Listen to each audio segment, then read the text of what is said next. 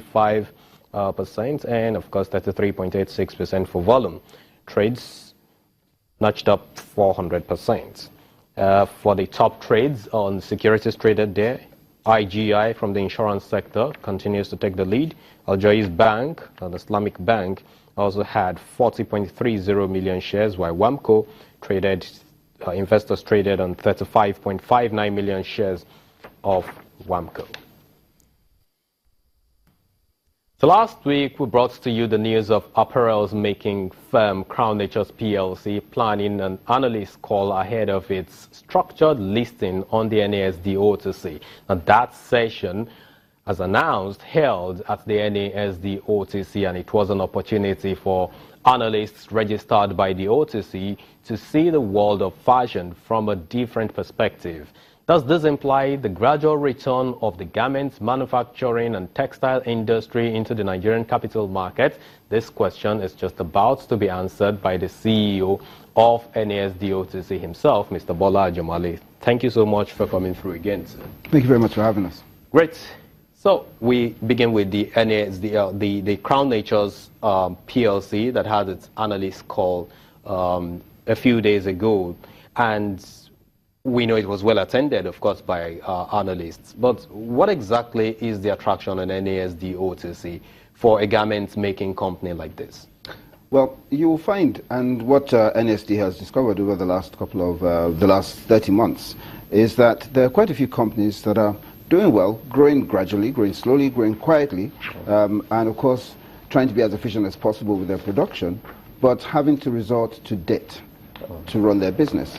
And this is a fantastic time for them to actually approach a market and for them to start raising capital in the form of equity rather than in the form of debt.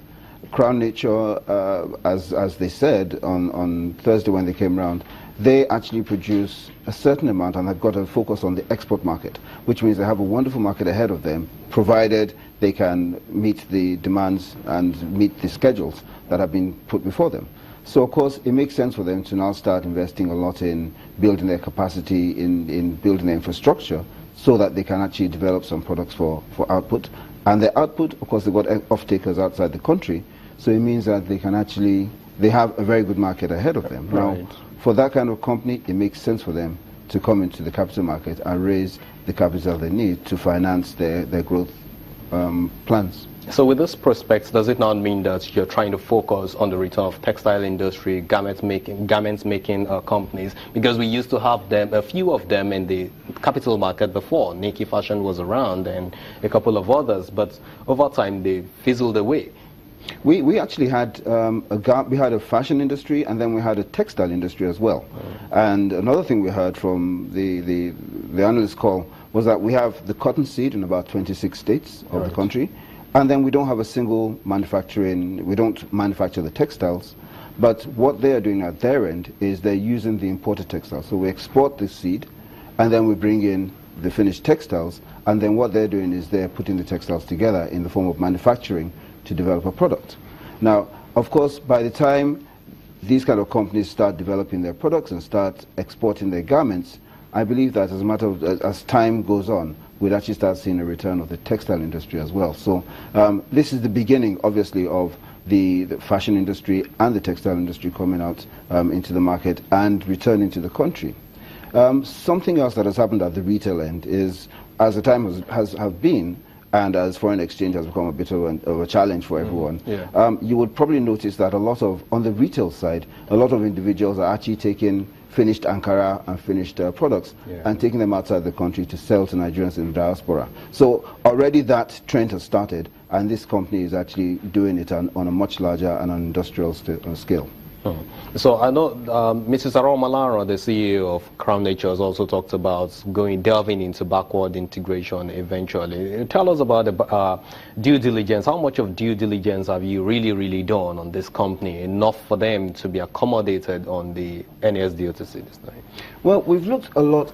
Of course, the OTC market encourages all growth companies to come in, and that's why we have an analyst call where the company actually comes in and discloses exactly what it's doing, where it is, and its prospects. Of course, we expect the whole market to analyze those numbers. And from the questions that we received on the day itself from the market, there were lots of questions about their ratios, their prospects, their off-takers, their production lines, what kind of management they have, and so on. So all the questions come up from the market as a whole. So NASD does its own due diligence, and then the market as well does its own due diligence, and that's what sets the price at which the securities come into the market. So Crown Natural also takes advantage of the AGUA program between Nigeria and USA. But one key concern that a lot of consumers in Nigeria, a major target of this company, has is that finishings of a lot of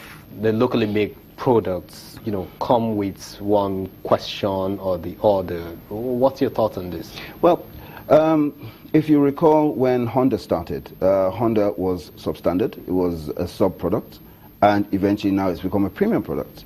Same thing with the Kia cars, and with everything. Once you have an industry, it takes a while for the industry to grow up to the standard, to get up to a certain standard. I think from the quality of what I've seen from that particular company, I think the quality is relatively good, and I think it's only a matter of time before they get their processes right. There will be some ironing out of the processes that they need to go through. It's only a matter of time before they get the processes correct, and they can compete with, maybe not with the luxury brands, because the brands are always there regardless, but with the commercial market, they certainly will compete quite efficiently. This is also a company that operates as the free trade zone. It is exposed to, of course, to a lot of other funding options. But basically, does it now mean that you're trying to focus on SMEs alone with the coming on board of Crown Natures? We're focused on all enterprise that has a growth opportunity. And we're focused on encouraging as much enterprise growth as possible. So rather than focusing on the big established companies, we believe that there's a whole groundswell of talent, of enterprise that needs funding, sometimes very small funding. You're talking of 100 million sometimes, that they need that kind of funding, but cannot get it apart from getting it from some form of equity. Now, in actual fact, what we're doing is we're creating a platform where some of these enterprises, especially the smaller ones, can be put directly in front of venture capital and private equity that can invest in them. After the break, we'll be discussing more developments that we've seen on the NASD OTC. We'll be talking specifically about the commercialization of the Nigeria Professional Football League. Don't go away. I'll be right back.